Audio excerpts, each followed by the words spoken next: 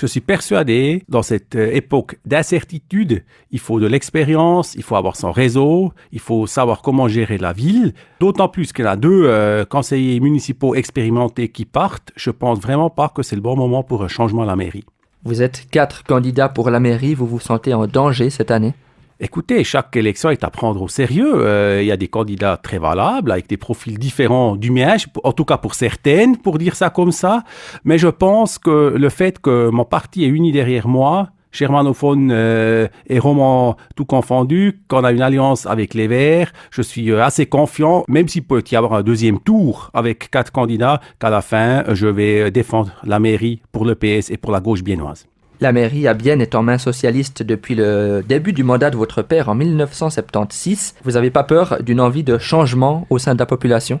Écoutez, pourquoi droit maintenant? Surtout le fait que le PS occupe la mairie depuis longtemps, ça a déjà été le cas quand je suis arrivé à 10 ans, on était déjà à 34 ans, par rapport aux 44 maintenant, c'était aussi déjà un bon moment, ça n'a gêné personne, et je trouve vraiment qu'actuellement nous menons une politique sensée, par exemple dans le domaine de la mobilité, protection du climat, mais aussi pour l'habitat, en particulier pour les maîtres d'ouvrage d'utilité publique, et il y a aussi dans la formation, avec l'élargissement de la filière bilingue, le renforcement du soutien à la culture, je ne vois pas vraiment quelle serait la raison matérielle pour un changement.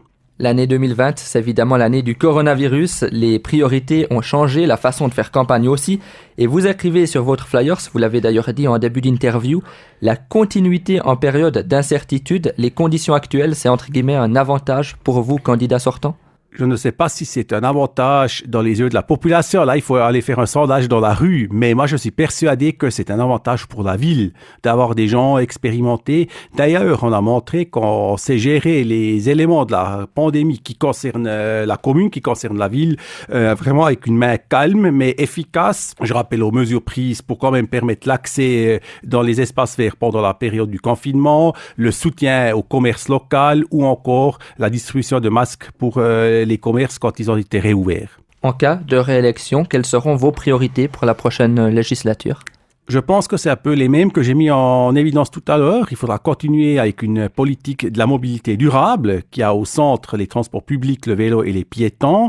Il faudra veiller à la protection du climat, c'est-à-dire de la mise en œuvre de la stratégie climatique et du règlement sur le climat. Et ça va d'ailleurs avec la mobilité. Il faudra continuer de renforcer le bilinguisme, lutter pour la minorité francophone. Il y a beaucoup à faire encore pour, par exemple, élargir la filière bilingue. Il faudra défendre la culture dans cette situation maintenant où surtout aussi les sous-traitants comme Sono, Lumière et autres sont en danger parce qu'on ne peut pas faire des manifestations pour le moment à cause du virus. Et après, le développement de l'habitat et l'implantation d'entreprises, donc l'assurance et la création de places de travail qui vont continuer de nous poursuivre. Vous êtes socialiste. Pour la mairie, on élit un parti, mais on élit aussi une personnalité. Donc pour ceux qui ne vous connaissent pas encore, pour les nouveaux arrivés à Bienne, pour les jeunes, qui êtes-vous, Éric Fehr ? Je suis un pur Biennois, né à Bienne, citoyen de Bienne d'ailleurs, engagé pour la cause publique depuis toujours et quelqu'un, si je peux dire ça vraiment, de fiable. Je tiens mes paroles, je suis quelqu'un de droit et c'est ce qu'il faut à mon avis. On peut croire ce que je dis et je renonce à me mettre en scène de manière populiste, mais justement de gouverner la ville avec une main calme pour toutes les Biennoises et Biennois. Bien plus que mes artistes préférés. Les meilleurs sons. Les meilleurs sons. Canal 3.